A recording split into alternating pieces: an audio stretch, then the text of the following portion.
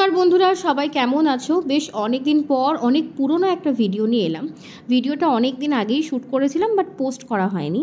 তো কালক্রমে ভাগ্যক্রমে একটা বিয়ে বাড়ি পেয়েছিলাম পরিবারের সবাই মিলে। তো সেখানে হামলে পড়েছিলাম সাজুগুজু করে। বাবা, মা, আমি, সেজদি, মেজদি, ছোটকা। এখন ছোটকা ফটোগ্রাফারের কাজ করছে, আর মডেল হচ্ছে বর্ষা। হ্যাঁ, বর্ষাও এসেছিলো, কারণ ও তো আমাদের ফ্যামিলির মেম্বারই, তাই না?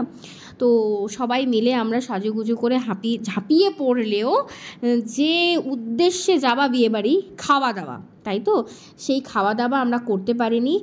এত লম্বা একটা লাইন দেখে, মেন কোর্সের লাইন দেখে আমাদের চক্ষু চড়ক গাছ। তাই আমরা বিয়েবাড়ির খাওয়া ক্যান্সেল করে সোজা চলে গেছিলাম সেরি পাঞ্জাবে, যদিও এটা ছোটকার আইডিয়া ছিল।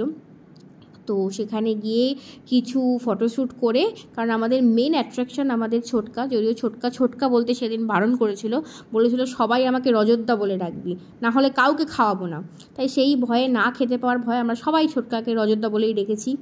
বিয়ে বাড়িতে খেতে পারলাম না, শেষকালে আমাদের এইখানে খাওয়া হবে। আমি গিফট দিয়ে এক গাদা টাকার খাবার কিনে ঘরে এসে খেতে। হ্যাঁ, শেষদি মাথায় হাত দেওয়ার কিছু নেই, খাবার আনা হয়েছে, ঠিক আছে। বিয়ে বাড়িতে অনেক ভালো ভালো আইটেম ছেড়ে আসার জন্য শেষদি বোধহয় হাত দিয়েছে কপালে, কিন্তু কিছু তো করার নেই।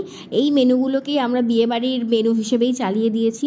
তো ছিল তন্দুরি পরোটা, পনির, মাটন, চিকেন, ডাল, এইসব অনেক কিছু ছিল। তো ফিশ টিক্কা, যেটা আমাদের কারেন্টলি খুব ফেভারিট হয়ে উঠেছে, ফিশ টিক্কা। তো সবাই মিলে সেই খাবারেই কনসেন্ট্রেট করলাম আর খুব এনজয় করলাম। একদিক থেকে ভালোই হয়েছে, ফুল ফ্যামিলি এইরকম মজা বেশ অনেক দিন পর করলাম।